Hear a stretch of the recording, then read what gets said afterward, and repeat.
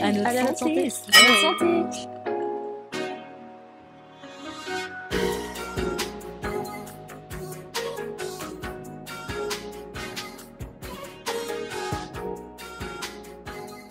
Bonjour chers auditeurs, chères auditrices. Aujourd'hui, on est ravis de vous retrouver pour notre deuxième épisode de la mini-série sur le mois sans tabac du podcast À notre santé. Aujourd'hui, nous allons faire la connaissance de deux invités qui, comme dans le premier épisode, sont des personnes qui consomment encore au quotidien. Et justement, elles viennent nous faire part de leurs réflexions sur leur consommation et on va également découvrir à quel moment elles se sont rendues compte qu'elles étaient dépendantes et aussi comment. Je vous souhaite une très bonne écoute et je vous laisse avec notre ami Jérémy, le fil rouge de notre mini-série. Je suis hyper content de revenir. Je me représente pour celles et ceux qui prennent le podcast en cours.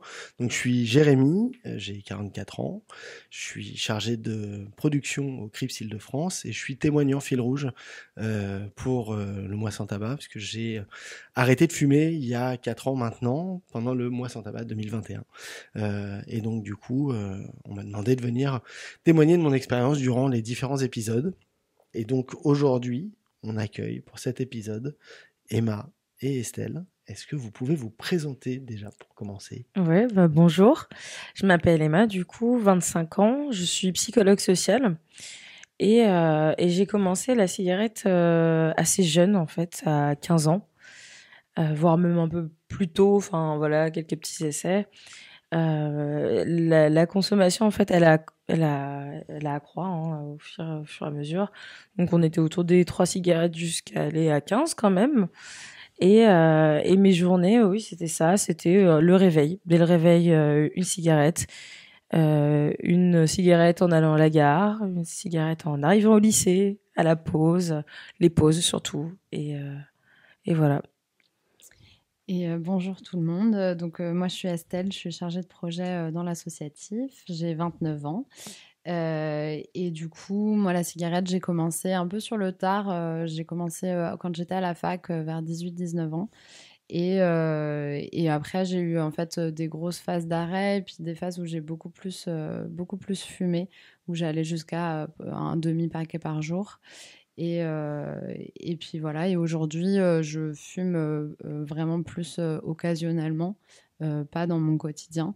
Mais quand je fume, ça va être en soirée. Et là, pour le coup, c'est pareil, je vais avoir des consommations assez... Enfin, je vais fumer jusqu'à un paquet dans la soirée. Mais c'est occasionnel, quoi. Fiora, qui réalise l'épisode, nous a préparé des questions. Donc, on va se poser des questions et y répondre tous ensemble, dans la joie, la bonne humeur. Aujourd'hui, quelle place a la cigarette dans ton quotidien ? J'ai repris il y a 2 ans, après en commençant mon master. Et là, pour le coup, la consommation, elle était plus à 3 cigarettes par jour, mais plutôt à une dizaine, voire une quinzaine de cigarettes. Donc pour le coup, là, j'ai vraiment repris, bien repris. Voilà. Et t'as identifié pourquoi t'avais repris ? Ah bah complètement, parce que alors il y a 2 raisons. Je pense que c'est des facteurs qui se croisent. Le master qui m'a énormément stressée, voilà. Et le fait d'habiter avec mon nouveau copain à cette époque-là qui fumait. Donc peut-être que j'aurais pas fumé si j'avais pas fait ce master, ou j'aurais pas fumé si j'avais pas eu ce copain, parce que c'est vrai que l'influence en fait des copains par exemple, mais encore plus de la personne avec laquelle on vit, ça c'est vraiment déterminant aussi. Ça peut vraiment être un facteur de rechute, quoi. Ouais, complètement. Ouais. Ouais. Et une difficulté à l'arrêt aussi, hein, de temps en temps. Alors, on se dit, je peux pas. Enfin, on me l'a souvent dit, les personnes qui vivent avec moi me disent, non, mais je vais même pas essayer d'arrêter de fumer parce que tu fumes tout le temps, donc c'est hyper dur, quoi. Exactement. Donc, soit t'arrêtes de fumer, soit voilà. Et puis bon, comme j'étais pas forcément dans une démarche d'arrêt, c'était un peu... Ouais. Moi, j'ai le problème avec mes 2 meilleurs amis qui fument vraiment beaucoup. Et donc, à chaque fois que je les vois, en fait, même quand je suis dans des phases d'arrêt, j'ai toujours un moment où je craque quand je suis avec elles parce que elles vont fumer sur le balcon et qu'il se passe plein de choses sur le balcon pendant que moi, je suis à l'intérieur. Donc, voilà. Ça aide pas.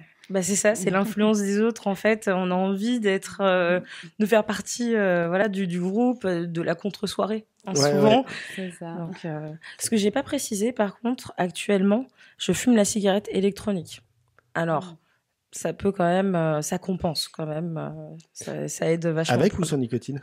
Avec nicotine. D'accord. Donc finalement, il y a toujours encore une dépendance. Hein. Oui, mais après, bon, on sait que les tabacologues, ils vont recommander, notamment dans un cadre d'arrêt du tabac, des substituts nicotiniques pour pas avoir un sevrage hyper brutal, et que la cigarette électronique, ça fait partie des substituts quand c'est bien encadré dans une démarche de tabacologue. Voilà. Après, sinon, c'est aussi une stratégie de l'industrie du tabac pour récupérer des parts de marché.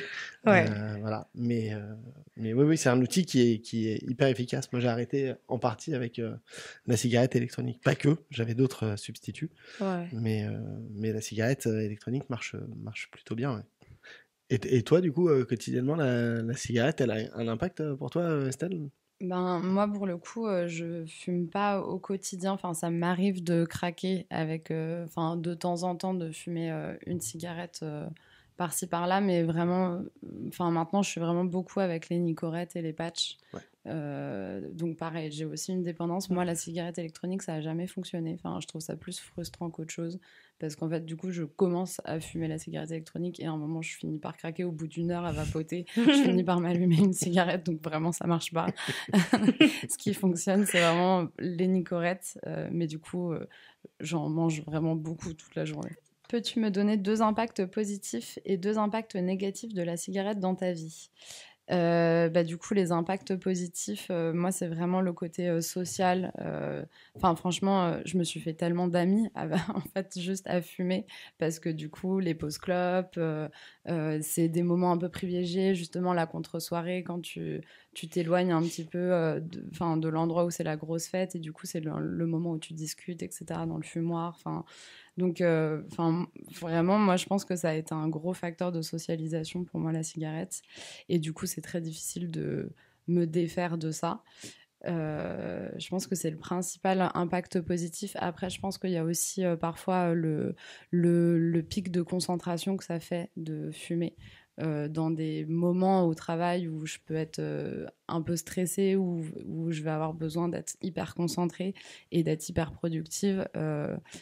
C'est ces moments-là où je peux craquer un petit peu sur le fait d'aller fumer une clope, parce que c'est ça qui me permet aussi de rester focus dans ma journée et d'avoir un nouveau pic de concentration.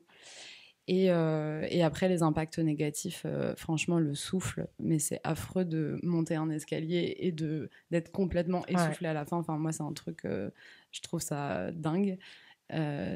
J'essaye de me remettre à courir, etc. Et je le vois, en fait, si le week-end j'ai fumé, mes performances, elles sont vraiment pas les mêmes du tout après. Et après, même au niveau de la peau, je trouve qu'on n'a vraiment pas la même peau. Et donc, juste esthétiquement parlant, j'aimerais bien réussir à arrêter complètement, parce que je trouve que au niveau de la peau, ça se voit tout de suite dès qu'on fume un peu, quoi. En tout cas, moi, je le vois sur moi. Alors, j'ai fait le même constat, puisque je me suis mise à courir. Et clairement, courir aussi peu pour un humain, c'est pas normal. Donc, je me suis dit, je vais arrêter la cigarette. Et ça m'a vachement aidée. Et pardon, qu'est-ce que tu disais après ? Oui, la peau. Oui, et j'y pensais. Alors, moi, j'essaie de prendre soin de ma peau. Et je me dis, ça compensera jamais, en fait, la consommation de tabac. Pareil pour les dents. Ça, j'ai quand même envie de conserver de belles dents. Et voilà. Mais je rebondis. Dans les impacts, pareil, les impacts positifs, il y avait ce côté-là de sociabilisation, effectivement, de pouvoir sortir et interagir avec les gens qui fumaient à ce moment-là, ou la pause clope au travail, ou le côté, mais ça j'en avais parlé dans l'épisode d'avant. Moi, j'avais besoin d'avoir un temps de réflexion tout seul. Ça faisait un peu artiste maudit, mais voilà, j'étais avec ma cigarette et je réfléchissais à comment est-ce que j'allais faire en sorte que ceci, que cela par rapport au boulot. Donc ça, c'était pour moi les avantages positifs. Par contre, les avantages négatifs, t'as une haleine de poney quand même avec c'est un truc qui est c'est assez dingue. Et t'es un cendrier ambulant en termes de les fringues, tout tout pue la clope en fait. Après, j'avoue, moi, j'aime bien l'odeur. Donc, Alors après, du coup, on a des souvenirs mais c'est pas la même chose de notre perception nous de l'odeur de la cigarette, non, mais même Voilà. sur les autres. Ah Enfin, ouais je sais que j'aime bien quand les gens sentent le tabac froid. Ouais. C'est terrible, Ah mais ouais l'odeur Ouais, me ouais. plaît en fait. Bah Enfin, ouais, je ouais. pense que je suis tellement habituée que ça me plaît comme odeur. Ouais, mais c'est vrai que c'est des odeurs qui sont pas, moi, alors, qui me révulsent pas ou il y a beaucoup de personnes qui disent ouais, j'ai arrêté de fumer, c'est hyper dur de sentir, ne serait-ce que sentir l'odeur de la cigarette. Perso, moi, ça me dérange pas. Mais peut-être parce qu'effectivement, j'ai eu une accoutumance à cette odeur-là aussi. Bah, et puis moi, je crois que j'ai un effet Madeleine de Proust parce que mes parents fumaient beaucoup quand j'étais petite. Et donc, il y a vraiment un truc où pour moi, c'est vraiment la Madeleine de Proust, quoi. Enfin, Ouais, pareil. l'odeur du tabac froid, Ouais, pareil. c'est genre la maison. Pareil, on est d'accord. Ouais. Ou la voiture. Voilà. Oui, la C'est- voiture, vraiment. La voiture, ouais, c'est un Ah non, sens. moi, c'est un très très mauvais souvenir. Ah ouais Ah bah, les clopes, là, les cendres dans Ah les oui, c'est- yeux en voiture. Moi, j'étais à l'arrière, donc non, c'était un très mauvais souvenir. Mais effectivement, l'odeur, parce que on rentre dans un bus et on sait qu'on est la source on émane une odeur pas possible. Et pour le coup, après avoir arrêté de fumer, moi, l'odeur, j'en pouvais plus. Au contraire, voilà, c'était. Ouais. Ça m'avait conforté dans le fait d'avoir arrêté la cigarette, hein, pour le coup. Ouais. Mais ouais, l'impact positif, c'est aussi le stress, hein, la réduction du stress. C'est vraiment la raison pour laquelle j'ai commencé, dans tous les cas, commencer, arrêter, puis recommencer, en fait. Oui, et puis des fois, même par moment, enfin, moi, je sais qu'il y a aussi les clopes que j'allume pour me donner une contenance dans des moments un peu stressants où on est en société et où je sais pas trop quoi faire de moi-même. Fumer une clope, ça me permet de temporiser un petit peu, d'avoir l'air cool, voilà, d'attendre que quelqu'un vienne me parler. Enfin, ça aide Demander une aussi. cigarette Oui. et commencer à parler quand on est dans un lieu public, c'est voilà. Ouais. Des différents outils. La cigarette, le cigare, en fonction de avec qui tu discutes. Bonjour, je suis Jérémy, je suis producteur. C'est ça. J'ai Ça allumé donne une un pipe. statut. Bonjour, je suis Jérémy, je suis sur une enquête. Alors, plaisir ou besoin, fumer avec un café. Alors moi, fumer avec un café, honnêtement, ni l'un ni l'autre, parce que je déteste ça. Enfin, ça me donne la détestes quoi nausée. Le café Non, j'adore le café, mais alors le café et la clope, j'ai eu vaguement un moment où je le faisais, mais c'était vraiment la période où je fumais énormément. Mais ça m'a toujours donné la nausée et je déteste ça en fait. Même la clope du matin, c'est pareil. Enfin, j'aime pas du tout fumer le matin et fumer avec un café, ça me plaît pas trop, quoi. Et alors, dans ces cas-là, fumer et une soupe à l'oignon, par exemple. Non, vrai, ça. toujours pas. Alors ça, c'est manger, c'est différent. Et oui, fumer et manger, j'adore. C'est Mais vrai. vraiment, je trouve que le café plus la clope, ça donne la nausée. Juste, je suis pas bien. Ouais. Mais avec d'autres boissons, ça passe. Avec d'autres boissons, ça passe. Avec la nourriture, ça passe. Fumer après manger, j'adore ça. Mais ouais, non, le café, ça passe pas. Bon. Et par contre, le matin, vraiment, enfin moi, c'est à partir de l'après-midi que je fume, quoi. Ah ouais. C'est pas le matin. Le matin, je trouve ça affreux. Bah, au moins, tu sais que déjà, le café, c'est pas un déclencheur d'envie. oui, non, pas du tout. Voilà. Donc, bois plein de café, si t'as le problème. Non, Je alors me non, suis c'est mise à pas la le bon chicorée conseil. récemment. Donc... Ah. Et alors, c'est bien Alors c'est super, je conseille à tout le monde de boire de la chicorée, mais c'est pas le sujet du podcast. Et alors moi le café, c'était une association cigarette café qui était assez constante quoi. Ça allait de pair et notamment le matin. Mais en fait je me suis aperçu pendant des années. En fait je me suis aperçu au moment où j'ai arrêté et où j'ai utilisé des substituts nicotiniques que tous les matins pendant 20 ans où j'ai fumé, je me réveillais en manque. Mais en vraie sensation de manque et que en fait ma décharge, mon déclic, c'était de me lever, de me faire un café et une cigarette, qui était mon mécanisme de rupture du manque, voilà. Et après, je pouvais faire d'autres trucs, genre faire le petit déj de mon fils, enfin voilà. Mais d'abord, j'avais besoin de casser ça. Et c'est vrai que du coup, le café et la cigarette, c'est deux éléments qui étaient associés à un besoin et pas forcément. Enfin, c'était un besoin que j'ai transformé forcément dans ma tête en me disant non, ça me fait plaisir, mais c'était un vrai besoin. Alors, je te rejoins complètement. Quand je fumais, c'était... alors, tu fumes pas, toi, pendant le STL, pendant le matin. Moi, c'était obligatoire. Pareil, je me réveillais avec une envie de fumer. Donc, forcément, le café, c'était hop, un café, une cigarette, et après, c'est bon. On peut commencer la journée.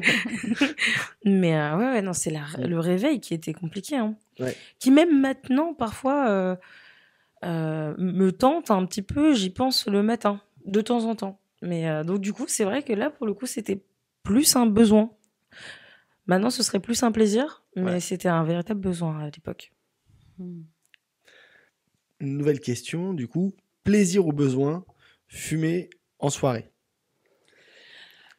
Besoin et plaisir. Enfin, pour moi, c'est les deux. Après, il y a le truc. Déjà, le fait de boire de l'alcool. Moi, ça me déclenche un besoin de fumer irrépressible, vraiment que je n'arrive pas. Enfin, quand j'essaye d'arrêter de fumer, en général, j'essaye d'arrêter de boire aussi parce que les deux sont vraiment associés pour moi. Et aussi plaisir pour tout ce que j'ai dit auparavant sur le fait que ça crée tellement de connexions avec les gens, c'est tellement agréable en fait en soirée, je trouve, de fumer. J'avoue que c'est un truc que j'arrive pas à y renoncer quoi pour le moment. Et à chaque fois parce que j'ai beaucoup essayé d'arrêter de fumer, mais à chaque fois que j'essaye d'arrêter, je retombe toujours dedans au moment où je refais une soirée, parce qu'en fait à un moment on peut arrêter de faire des soirées pendant 1 mois, 2 mois, mais à un moment j'ai envie de revoir des amis, de ressortir un petit peu, et là c'est toujours le moment où je recraque. C'est ce que je disais tout à l'heure, c'est le défi, c'est d'éviter les tentations. Alors c'est vrai que en soirée c'est hyper tentant. Alors pour le coup, avant c'était un besoin, maintenant c'est plus un plaisir. Alors il y a des soirées où je fume pas, des soirées où je fume, mais moi ce que je peux conseiller, c'est vrai que 1 mois, 2 mois, et après on peut retomber dans la tentation, mais c'est parfois c'est dur en fait, l'arrêt de la cigarette, parce que ça veut dire se limiter à plein de choses, donc peut-être éviter le café, peut-être éviter les soirées, mais voilà. Après il faut résister quoi. C'est pas facile. Moi ça a été ma plus grosse crainte, c'était d'aller en soirée et de voir les gens fumer. Après comme j'avais un substitut, c'était beaucoup plus simple quand même. C'est vrai que c'est ce que tu mettais en avant, Estelle, hein, le côté l'association. Déjà alcool, cigarette, il est assez costaud. C'est une association qui, on sait, est un vrai handicap à l'arrêt. Voilà. Et c'est vrai que tout ce contexte social fait que au moment de l'arrêt, c'est un peu compliqué. Moi, je sais qu'aujourd'hui, les 2 seules fois où j'ai essayé de reprendre. J'ai pas essayé de reprendre, arrête de dire ça. J'ai pas essayé de reprendre, mais où j'ai été tenté, c'était en soirée. Alors, heureusement, en fait, comme je m'étais désintoxiqué de la cigarette, j'ai trouvé ça tellement dégueulasse, mais alors, vraiment, mais c'était immonde, quoi. Immonde. Et donc, du coup, j'ai pas persévéré, heureusement, parce que je sais que je serais retombé dans le mécanisme instantanément, mais à chaque fois, c'était en soirée. À chaque fois, il y a le contexte social et le contexte, d'association avec l'alcool où tu réfléchis à l'envers quand même, donc c'est tu réfléchis d'une certaine manière. Je sais pas si c'est à l'envers ou à l'endroit, mais en tout cas, c'était pas une bonne réflexion. Donc c'est sûr que... clairement, il y a des fois, tu vas en soirée en te disant c'est bon, je ne fume pas, je ne fume pas, je ne fume pas. Au bout d'un certain nombre de verres d'alcool, t'as plus du tout la volonté de ne pas fumer. En fait, tu te dis à quoi bon, finalement, profitons de la vie et puis basta, quoi. C'est ça. Mais une question, ça t'a créé une sorte de répulsion, de dégoût? Quand j'ai refumé, Ouais. j'ai eu l'impression de lécher le trottoir, donc forcément. Ah oui, effectivement, ça c'est fait ça, dissuasif. voilà, ouais. Non, mais sérieusement, enfin, c'est dégueulasse au point où je me suis dit, attends, mais comment ça se fait que la première fois, tu t'es dit, tiens, je vais y revenir, et bon, après, j'ai recompris, pourquoi est-ce que j'avais commencé à fumer. Mais, parce que très vite, on y prend goût. Mais c'est vrai que la première cigarette, on en parlait dans le premier épisode, elle est quand même pas ouf, quoi. Non. Elle est même bien dégueulasse, quoi. Ouais. Et la deuxième, pareil, c'est-à-dire qu'on va Ouais. forcer quand même un petit peu le destin. Complètement. Ouais. Mais ça faisait combien de temps que tu avais arrêté à ce moment-là? Alors, Au moment du dégoût la première cigarette sur laquelle j'ai refumé, je pense que je veux pas faire de psychologie de comptoir, mais je vais le faire quand même un petit peu. Bizarrement, c'était le jour anniversaire de mon arrêt du tabac, 1 an après. Oh, Voilà. wow, ok. Voilà. Et globalement, Symbolique, en plus. j'étais en mode. Alors là, j'étais pas en soirée avec des amis, mais j'avais laissé mon vieux paquet de tabac à rouler au-dessus de la télé chez moi, et on s'est fait un épisode de Bref. Le paquet et moi, quoi. On s'est regardé. J'ai regardé, il m'a regardé, j'ai regardé, il m'a regardé. Et je me suis dit, allez, vas-y, j'y vais. Au pire des cas, voilà. Et j'ai tiré dessus en me disant, c'est dégueulasse, mais il faut vite que je ne la termine pas, cette cigarette, parce que si, en fait, je me remets à fumer dessus, je vais replonger, quoi. Et une autre fois, c'était l'année dernière, en soirée. Pareil, soirée avec des amis. Et puis, alors là, bon, t'as une consommation d'alcool un peu excessive, tout le monde est un peu arraché, je vais acheter des cigarettes. Plus personne dans le groupe ne fumait quand même, ils sont tous partis acheter des clopes. Tu dis, mais pourquoi? Voilà, à l'unité, comme si on avait 14 piges. Et puis moi j'étais là, bon vas-y, fais voir, que je vois ce que ça fait. Puis c'est dégueulasse, quoi. Donc je dis, non, vas-y, reprends-la. Et déjà, tu as réussi du coup à pas continuer, parce que moi, cette sensation de dégoût, je l'ai eue plusieurs fois après avoir fait des arrêts, etc. Ouais. Mais il y a toujours un truc où c'est pas grave, je persévère. Ouais. Et vraiment, je continue, quoi. Plaisir ou besoin, fumer pour patienter? Alors, oui. Parce qu'en fait, on sait pas quoi faire.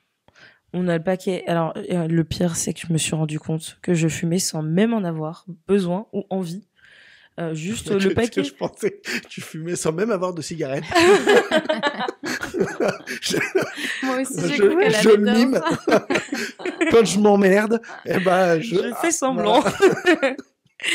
Mais non, mais j'en avais même pas envie. Et là, c'est plutôt récemment, quand je fumais vraiment quotidiennement, je fumais, je me suis dit, mais pourquoi je fume? Elle me dégoûte parce que j'en ai pas envie. Et ça n'avait pas de sens, en fait. Et c'est quand on sait pas quoi faire. Et c'est là où on parlait d'arrêt, de substitut. C'est d'avoir quelque chose dans les mains pour patienter. Voilà. Ouais, clairement, j'ai la même chose. C'est-à-dire qu'avant, vraiment, ça m'arrivait très souvent de fumer en attendant le bus ou en attendant quelqu'un, etc. Et c'est vrai que souvent, c'était même pas des cigarettes ni qui me faisaient plaisir, ni dont j'avais vraiment besoin. Et c'est pour ça que maintenant, j'alterne les Nicorettes et les chewing-gums normaux. Et donc maintenant, juste, je mange des chewing-gums à longueur de journée.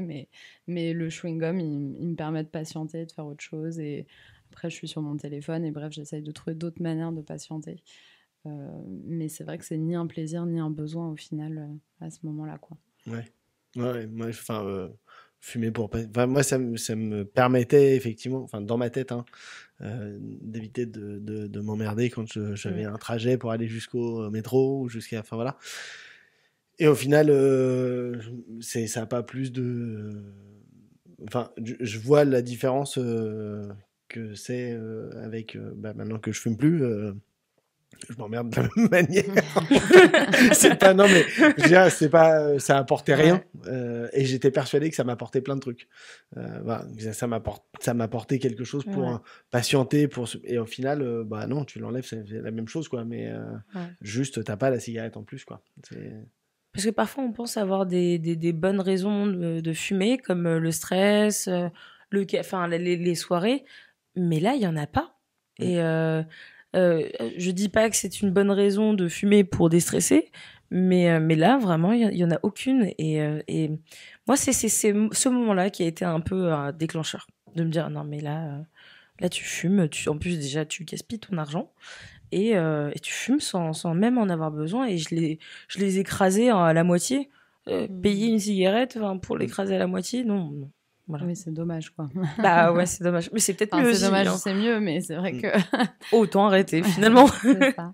Après, oui, c'est ce que je disais tout à l'heure. Des fois, ça donne une contenance. Et moi, je sais, quand j'étais plus jeune, j'avais vraiment l'impression que ça me donnait aussi un style, quoi, et un truc où je me sentais sombre et mystérieuse parce que j'étais en train de fumer une clope à l'arrêt de bus, quoi. Enfin, il y avait quand même un peu de ça. Ouais, mais j'ai l'impression que peut-être à l'époque, mais c'est de moins en moins bien vu. Surtout que là, maintenant, on n'a plus le droit de fumer dans certains endroits. Donc c'est bien en fait au final. À l'époque ça donnait un air cool. J'ai l'impression que de moins en moins. Alors je fais plus partie des jeunes générations, mais j'ai pas l'impression que non plus. J'ai l'impression que c'est moins cool qu'avant. Je sais pas, c'est une question que je me pose. Je pense que ça dépend aussi peut-être des cercles sociaux. Après, c'est vrai que d'une manière générale, je pense qu'on est plus... il y a plus les puffs. Et puis, on est peut-être plus conscient aussi du tabagisme passif. Ouais. Et moi, je sais que maintenant, quand ça m'arrive de fumer, déjà, j'essaye beaucoup plus de faire attention à qui est autour de moi. Ouais. Alors que quand j'étais plus jeune, je m'en fichais complètement, quoi. Exactement. Donc, si j'étais à l'extérieur, c'était aux autres de bouger, quoi. Ouais. Oui, c'est vrai. Alors que maintenant, c'est vrai que s'il y a des enfants, ou même juste des gens autour de moi, j'essaye de m'éloigner, en fait, parce que je Après, les enfants, c'est chiant, ça bouge tout le temps. Donc, du coup, tu sais jamais où il faut te placer, parce que du coup... Et puis, le vent change de direction à chaque fois, on sait plus quoi faire. Mais moi, je repense à l'époque, on pouvait fumer dans les avions, les trains. Ah, ouais, c'est alors là... avant 1990, enfin, avant, ça remonte. C'est un temps que les jeunes de 20 ans ne peuvent pas connaître. Non, les jeunes de 44, ils s'en rappellent, mais ouais, non, c'était atroce, hein. Tu pouvais fumer dans les trains, dans les cinémas. Ouais. Même en tant que fumeur, hein. Je pense que ça devait être irrespirable. Ah bah... T'as des trucs, ouais. C'est vrai que je me souviens de ça au resto quand j'étais petite. Mais c'est ça aussi la Madeleine de Proust. C'est que moi, j'allais au resto, mon père, il fumait. Ça, c'était plus tard. Ça s'est arrêté dans les années 2000, ça. Ouais, mais du coup, voilà, quand j'étais toute petite, j'ai connu le resto pendant des heures où, en fait, tout le monde fume autour de moi. Et c'était un moment agréable et convivial, quoi. Ouais, parce que t'es au resto avec tes parents, c'est cool. Donc, voilà. Alors, du coup, maintenant qu'on a fait toutes ces questions de plaisir, besoin, plaisir et dépendance. Il y a une petite question que je voulais poser, et c'est surtout à quel moment est-ce que vous avez senti que vous étiez, si vous l'avez senti, ça se trouve vous l'avez pas senti, que vous étiez dépendante à la cigarette? Moi, je pense que c'était pendant le confinement, parce qu'en fait, du coup, j'ai vraiment commencé à fumer quand j'étais à la fac, mais du coup, c'était vraiment en soirée, c'était pour me déstresser pendant les périodes d'examen, etc. Et j'avais vraiment l'impression que c'était quelque chose que je maîtrisais et que je pouvais arrêter quand je voulais. Enfin, d'ailleurs, je le disais tout le temps, non, mais j'arrête quand je veux. Et de fait, c'est vrai que je pouvais très bien tenir 3 semaines sans fumer, puis refumer quelques clopes, puis re-arrêter. Enfin, je me sentais pas du tout dépendante et j'avais vraiment l'impression que c'était juste un choix et un plaisir que je m'accordais. Et en fait, pendant le confinement, il y a vraiment eu un truc où j'étais en coloc avec que des gens qui fumaient beaucoup, beaucoup toute la journée. Et donc là, je me suis vraiment mise à fumer, mais vraiment comme un pompier, quoi. Je passais mes journées à faire que ça. Et du coup, c'est là où je me suis rendu compte que là, je commençais vraiment à avoir une vraie dépendance et où c'était vraiment compliqué. Et donc, j'ai eu des périodes après d'arrêt où justement, j'arrêtais de fumer quotidiennement et j'étais beaucoup plus sur les cigarettes de soirée. Et j'ai eu un petit choc là, il y a un an et demi, où en fait, je me suis aperçue que, mine de rien, j'ai passé du coup 2-3 ans à ne fumer qu'en soirée et pareil, à être en mode « Oh, maintenant, c'est bon, je fume plus quotidiennement, donc je peux arrêter quand je veux. » Et d'un coup, je me suis pris une claque de « en fait, ça fait 10 ans que je fume. » Et ce truc-là, ce chiffre-là de ça fait 10 ans que tu dis que tu peux arrêter, mais de fait, tu n'as jamais réussi à arrêter complètement. Et de me dire que waouh, en fait, je vais arriver à 30 ans, je vais avoir fumé pendant hyper longtemps et voilà. Et en fait, même si j'ai plein de périodes où j'arrête complètement, je finis toujours par reprendre. Donc c'est bien qu'il y a une dépendance à un endroit quand même si c'est pas forcément une dépendance physique très forte parce que j'arrête facilement. Mais par contre, je reprends systématiquement, quoi. Alors, moi, je m'en suis rendu compte plusieurs fois. Évidemment, au début, j'ai acheté à l'unité, puis après un paquet. Et jusque-là, pour moi, en fait, je me posais même pas la question de la dépendance. Je m'en fichais complètement. C'est quand j'ai dû arrêter pour une opération. Je crois on a décalé un peu l'opération parce que j'avais pas arrêté de fumer. Et j'ai dû prendre la cigarette électronique. Et là, je me suis dit, ouais, finalement, il y a une vraie dépendance. Et là, c'est plutôt récemment où en fait, j'avais aucune raison vraiment d'arrêter. Je me suis dit, mais en fait, il me faut quelque chose pour arrêter, sinon j'y arriverai pas. Donc là, ça a été le sport, un nouveau mode de vie. Mais finalement, alors, après, l'arrêt du tabac est plutôt facile pour moi, mais en réalité, pas tant que ça, puisque, en fait, je le réalise maintenant. Enfin, plus ou moins. En tout cas, en ce moment, ça a vraiment été une phase où je me suis dit, mais sans la cigarette électronique, je ne ferais rien. Enfin, je suis encore accro, en fait, au final. Je suis plus accro à la cigarette, mais il y a toujours quelque chose qui me ramène, en fait, à une dépendance à la nicotine. Et ouais. C'est là où je m'en suis vraiment rendu compte. Ouais. Enfin, moi, moi, j'ai vite vu que j'étais dépendant avec mon niveau de conso. Mais la fois le plus marquant, là, maintenant, si je vais fouiller un peu parce que c'est loin, je fumais depuis 5-6 ans et ma copine de l'époque m'a dit allez hop, on arrête de fumer. Un peu random comme ça, voilà, parce qu'elle avait envie et qu'elle m'avait dit si on fume tous les deux, voilà. Et où j'ai failli me mettre à pleurer. Donc du coup, je me suis dit peut-être que là il y a un petit souci. Alors il m'a fallu quand même du temps pour comprendre et pour arriver à faire des trucs. J'avais déjà essayé d'arrêter une première fois et puis j'avais repris tout ça. Mais ouais, pour moi, je m'en suis aperçu à ce moment-là. Et question en plus, comment vous ressentez les effets de la dépendance sur le corps chez vous? C'est physique, c'est mental, c'est... Moi, c'est vraiment mental. C'est qu'il y a vraiment un truc où je suis même plus en capacité à un moment d'écouter la conversation parce que derrière, en arrière-plan, il y a j'ai envie de fumer, j'ai envie de fumer, j'ai envie de fumer. Ouais. Enfin, il y a vraiment un truc où ça vire à l'obsession. Et à la limite, la dépendance physique, je la sens par moment où je suis, si j'ai pas fumé et où je vais du coup être un peu de mauvaise humeur ou être un peu tendue. Enfin, quelqu'un qui me parle va m'énerver hyper facilement, mais du coup là, je prends la Nicorette et ça va mieux. Et où c'est beaucoup plus simple en fait de pas fumer sur ça. Mais par contre, c'est vraiment le côté, la petite voix en arrière-plan qui dit en fait là, viens, là il faut en fumer une, ouais, c'est ça. Et c'est ça qui est le plus dur, je trouve. Alors, est-ce que tu peux me... Ouais, c'était sur les effets. Comment est-ce que tu ressens, toi, les effets de la dépendance? Pas tant physiquement, enfin, peut-être un peu finalement. C'est plutôt de la frustration. Donc, finalement, ça se transforme en tension dans le corps. Mais c'est mental ou en fait, même cette frustration de pas pouvoir fumer me fait sentir un peu mal parce que je me dis mais mince, comment j'ai pu me mettre dans cette situation d'être frustrée, peut-être alors j'ai pas l'impression d'être irritable, mais je sais que je me sens pas bien et de regret en fait. Le regret d'être un peu tombée dedans et ouais, c'est ça. Mais c'est plus mental, effectivement. Je vais y penser en fait. Ouais. Ouais, et ouais, moi c'était un truc où il y avait une mise en tension. Enfin, je sentais que le matin, quand je disais je me réveille en manque, voilà, c'était il y avait un mécanisme de faut pas me parler, me faire autre chose.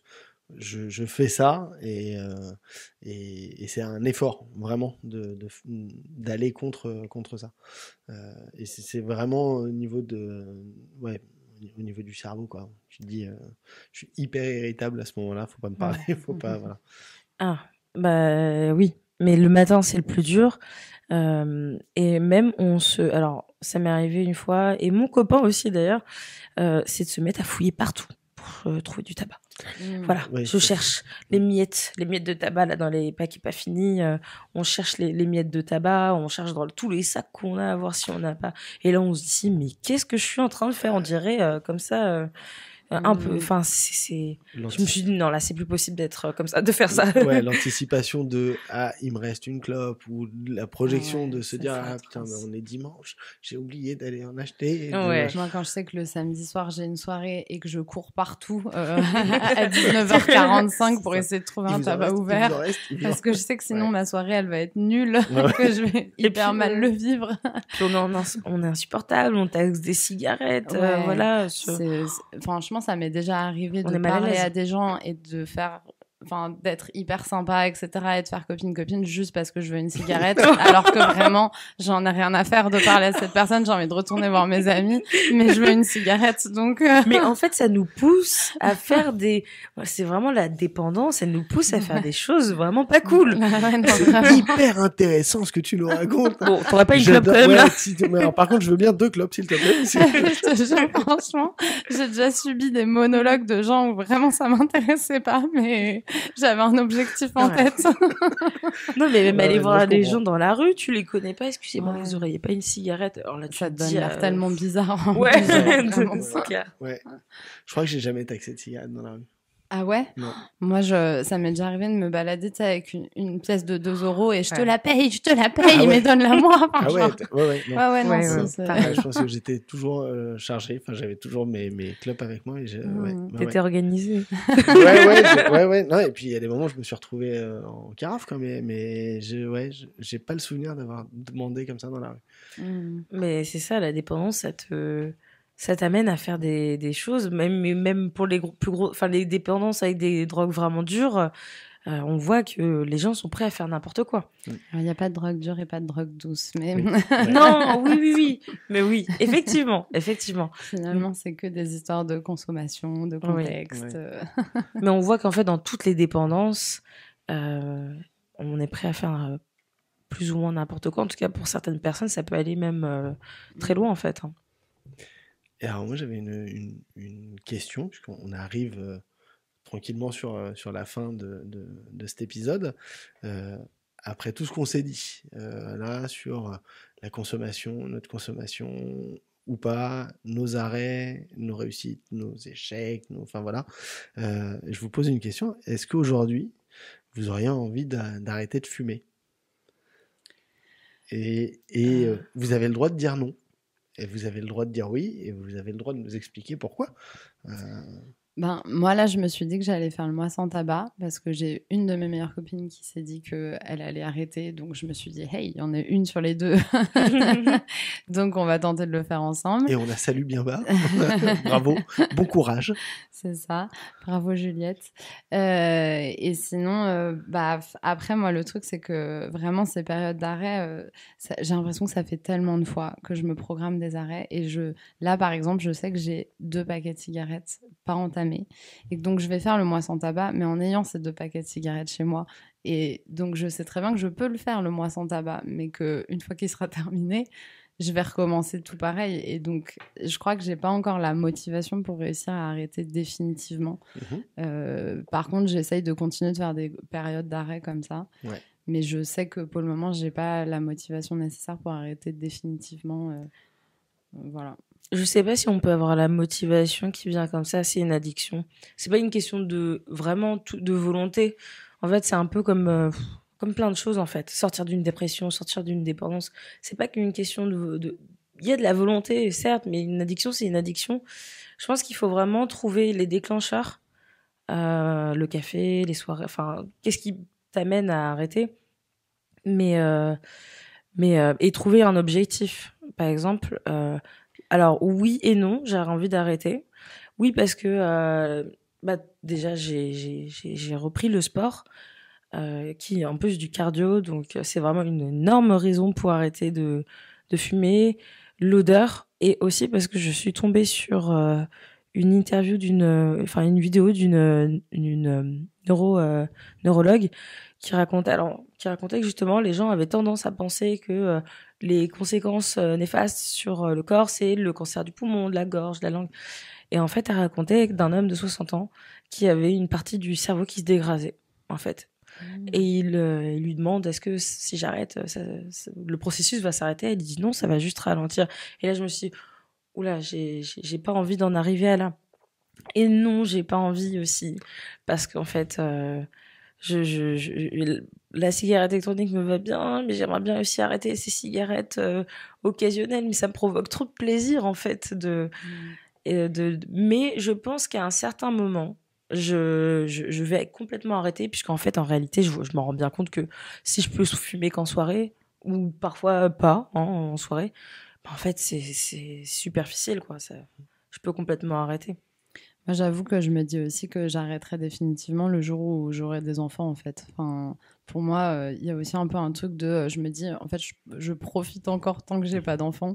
Et le jour où j'en ai, par contre, j'arrête complètement parce qu'il est hors de question que je fume devant mes enfants, quoi. Enfin, et que par ailleurs, tenir 9 mois sans clope, du coup, je pense que ça me forcera à arrêter définitivement, quoi. Voilà, ça c'est une grosse motivation pour arrêter. Il faut une raison, je pense, se trouver un objectif. Après, c'est hyper intéressant ce que vous avez dit sur justement l'envie ou pas d'arrêter de fumer. Moi, s'il y a un truc que je peux dire aux gens aussi qui nous écoutent, pour l'avoir fait dans le cadre du mois sans tabac, moi je l'ai fait alors je l'ai pas fait sous contrainte non plus, mais elle nous écoute, Florine. Voilà. Tu nous écoutes bien, c'est grâce à toi. Non, c'est vraiment grâce au mois sans tabac que j'ai réussi à le faire, parce que je travaillais dans le cadre du mois sans tabac à fournir des éléments, et j'avais dit il faudrait que vous filmiez quelqu'un qui arrête de fumer. Et tout le monde s'est retourné en mode et toi tu veux pas le faire? Et moi j'étais en mars en disant, si vous avez trouvé personne au moment du mois sans tabac, je le ferai, oui, mais bon, trouver quelqu'un, quoi. Et généralement, quand tu dis aux gens, si vous avez trouvé personne, je le ferai, les gens arrêtent de chercher, ce qui est logique. Donc il y avait une pression, en fait. Et donc, non, on est venu juste me revoir en me disant, tu te rappelles, t'as dit ça au mois de mars, on est au mois de septembre, de te filmer pour arrêter de fumer. Et j'étais ouais, c'est vrai que j'ai dit, c'est vrai que j'ai dit ça. Et j'ai dit ça, et donc, du coup, je l'ai fait en disant, je le fais, et après, je refume. Voilà. Je fais un mois, je fais mon travail, et après, je refume. Et au final, j'ai vu aussi quels étaient les avantages. Moi, j'ai tout de suite vu, en fait, c'était quoi de pas être en manque, en fait. Et ça, c'était grâce aux substituts. Et de les avoir de manière quotidienne, et donc du coup de plus être en manque, et ça m'a vachement plu, en fait, de plus être en manque. Donc ça a été ma motivation, voilà. Et ça est financière, mais on aura l'occasion d'en reparler, ça. Je sais pas si vous aviez un mot que vous vouliez dire en plus pour clôturer cet épisode. Non. Bon courage pour ceux qui veulent arrêter. Vraiment, c'est ça, vraiment forcer honneur à toutes les personnes qui souhaitent arrêter. Chercher toute l'aide possible, tout exploiter pour mettre toutes ses chances de son côté.